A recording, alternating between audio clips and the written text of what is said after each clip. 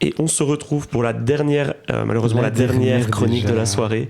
Et Thierry est venu dans le studio. Oui, c'est vrai que je n'ai pas été dans le studio depuis le début. On est meilleur pour la fin, comme on dit. Exactement, mais exactement. Je ne fais que le dire. Et du citoyen, nous avons Thomas qui est de retour, qui était déjà venu, je pense, au début de l'émission. Et Cécile, pas Cécile, Lou, pardon. Cécile n'est pas là, justement. Ah, ne pas comprendre, désolé. Lou. On a une petite pensée pour elle. Une petite pensée pour Cécile qui n'est pas là. Et je vous laisse du coup commencer cette magnifique dernière chronique. Mais oui, dernière chronique qui aura pour sujet.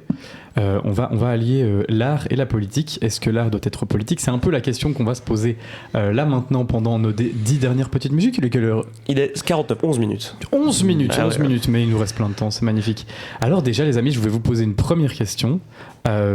C'est quoi l'art politique ? Et quand est-ce que l'art est politique finalement ? Enfin, qu'est-ce que l'art politique ? Ok.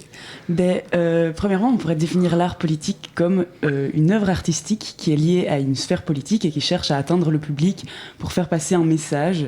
Donc son but, ce serait principalement d'éduquer et d'influencer la population vers un positionnement politique. Et donc l'artiste, quand il crée son œuvre, a pour objectif précis d'être politique. Dans cette vision des choses, oui, ce serait le cas. Ok. Parce que l'art politique, ça peut prendre un peu n'importe quelle forme aussi. Ça peut être une photographie, théâtre, musique, peinture. C'est pas forcément un texte engagé ou quelque chose comme ça. Ça peut être très très très abstrait. Et parfois, c'est tellement abstrait pour certaines personnes l'art est inévitablement politique, alors qu'il peut en être séparé aussi. Mais oui, c'est ce que j'allais vous demander, parce que là, on parle du fait que c'est voulu. Que ce soit politique. Pardon, on m'envoie des messages en même temps. Mais du coup, l'art aussi, par définition, est un peu politique par essence. Bah oui, l'art est politique dans le sens où on met toujours un message dedans, derrière. Mais pour certains, c'est politique par nature. Pour d'autres, c'est l'inverse. Parce que l'art peut en même temps totalement déconnecter des choses et être simplement une vision de l'esprit. Donc ça dépend vraiment de de l'état d'esprit de l'artiste. Ok. Je sais pas si vous avez quelque chose à ajouter en particulier à cette question. Ça dépend. Il y a deux visions qui s'affrontent. Si l'art doit être séparé du politique, alors c'est une vision totalement différente. Par exemple, c'est menacer une espèce de liberté si on veut absolument qu'il y ait un message dans l'art, en fait. Oui, parce que du coup, c'est quoi si on parle de cette idée que l'art doit être séparé du politique, est-ce qu'il y a, parce que vous parlez des deux visions, séparées et pas forcément séparées, c'est quoi les arguments qui justifient chacun Mais en fait, si on part du principe que l'art doit forcément être politique, ça lui impose une certaine fonction et donc ça réduit un peu la liberté artistique de l'auteur, quoi.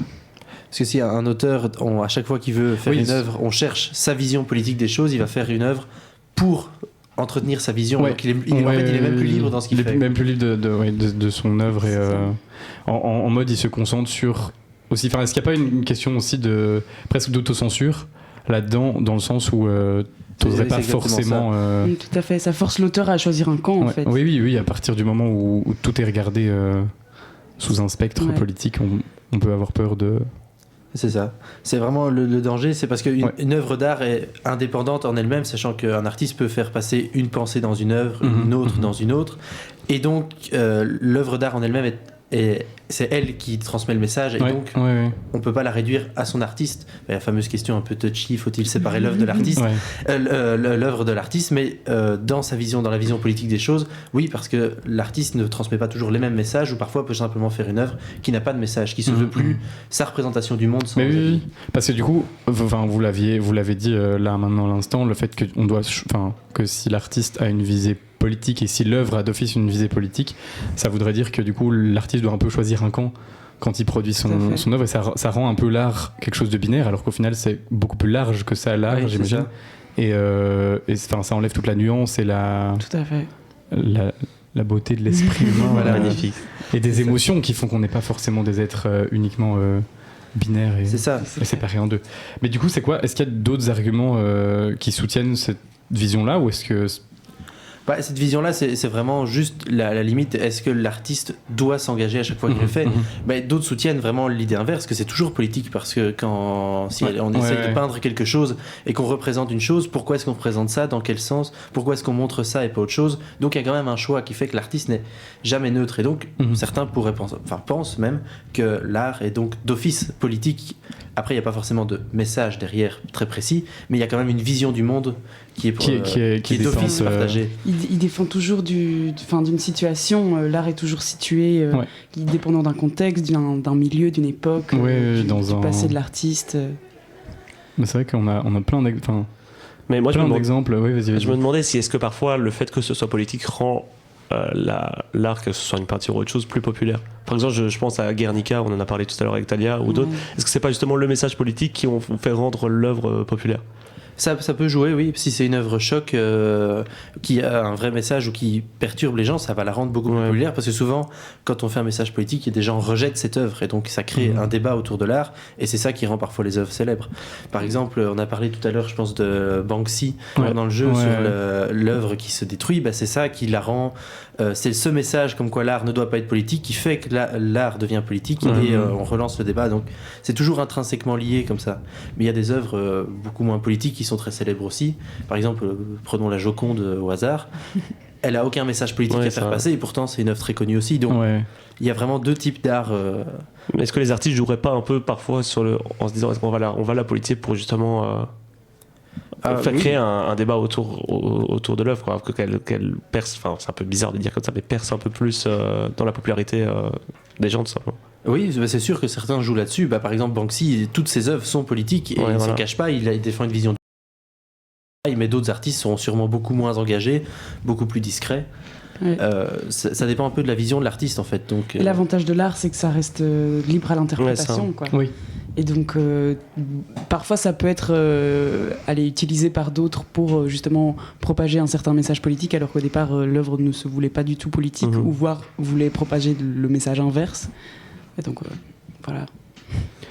Mais du coup, on parlait justement du fait que si l'art est politique, on a un message. Et à quel point on risque de verser dans la propagande? C'est quoi la limite? Est-ce qu'il y a une limite du moment où on appelle ça la propagande, ou pas spécialement? Il y a un risque de propagande, c'est sûr. Si vous avez une œuvre, par exemple, qui est commandée par, imaginons un gouvernement, quelque chose comme ça, et qui, pour refléter quelque chose, ça peut être assimilé de la propagande. Ça n'enlève rien au fait que ça reste une œuvre d'art. Après, certaines, évidemment, si vous propagez un discours extrémiste, l'œuvre d'art risque d'être bizarre. Bizarre. Mais par exemple, un artiste qui fait de l'œuvre d'art pour faire tomber, imaginons, un dictateur, une fois que le dictateur est tombé, l'art risque d'être beaucoup moins populaire d'un coup. Donc c'est un peu à double tranchant, dans le sens où si vous faites de la propagande, ça marche à l'instant T. Après, vous passerez pas à la postérité pour ça. Donc certains artistes, s'ils versent vraiment dans la propagande, souvent c'est presque pas bon pour eux, et souvent ils restent dans le côté artistique, et un message plus universel ou plus intemporel, on va dire. Je pense que là-dessus, ça revient un peu sur le fait que l'art façonne vraiment les récits, et du coup là, dans le cadre de la propagande, c'est vraiment s'approprier du coup ces œuvres d'art pour justement propager une certaine vision du monde. Mais dans le cas de la propagande, ça c'est le mauvais côté, mais il y a aussi des bons côtés dans cette véhiculation des récits et des visions du monde, puisqu'ils sont aussi parfois mobilisateurs dans certaines luttes. L'art peut être utilisé que ce soit dans la cause féministe, écologiste et tant d'autres. Donc, voilà. Est-ce que on en a brièvement parlé, mais est-ce que un artiste peut être neutre? Est-ce qu'il peut choisir d'être neutre? Est-ce que même c'est possible? Est-ce que c'est possible? Mais être neutre, je pense pas que ce soit... C'est toujours un éternel débat. Je pense que honnêtement, dans n'importe quel... Même dans les sciences, je pense que c'est impossible d'être neutre. On a toujours un savoir situé en fonction du contexte, encore une fois. Et donc, pour moi, la neutralité, c'est un mythe. Un mythe. Parce que quoi que vous fassiez, vous faites le choix de le faire ou de pas le faire, de le montrer de telle façon, pourquoi. Enfin, dès qu'on pose le moindre choix, on n'est pas neutre, même s'il n'y a aucune intention derrière. Il y a un choix biaisé, soit inconsciemment et soit consciemment, en fonction du message qu'on veut faire passer. Donc tu penses que même si on prend la toile la plus banale possible, une montagne juste toute simple, il y aura toujours un choix qui sera fait, et peu importe la manière dont l'artiste...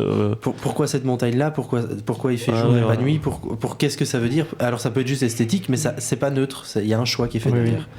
Ok, je vous crois alors. Il n'y a pas de souci. Et puis même dans tous les cas, l'art, comme on le disait, façonne les récits et aussi le récit de la société dans laquelle il est construit.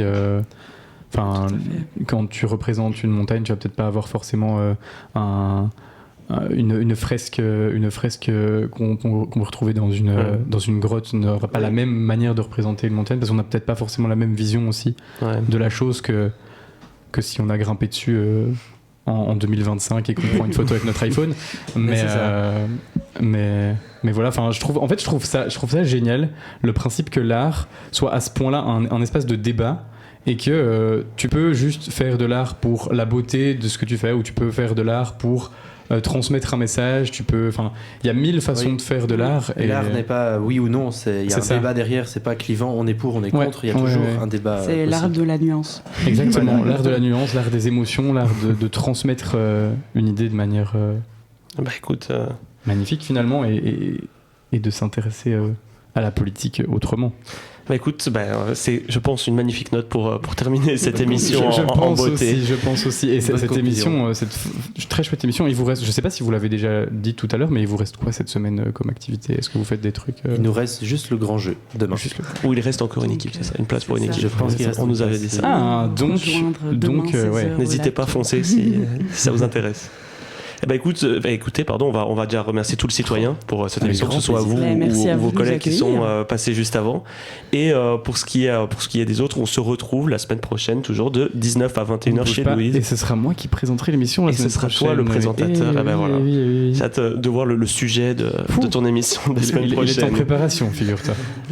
Merci à tous. Encore une fois, merci aux citoyens et à tous les radiopotes qui sont venus. Et on se retrouve la semaine prochaine pour l'émission de Thierry. Du coup, à 19h, c'était On se dit quoi. Et avant ça, lundi, notre podcast. Et le lundi, ça rêve le podcast, n'oubliez pas. Au revoir à tous et une bonne fin de soirée. Ciao, ciao.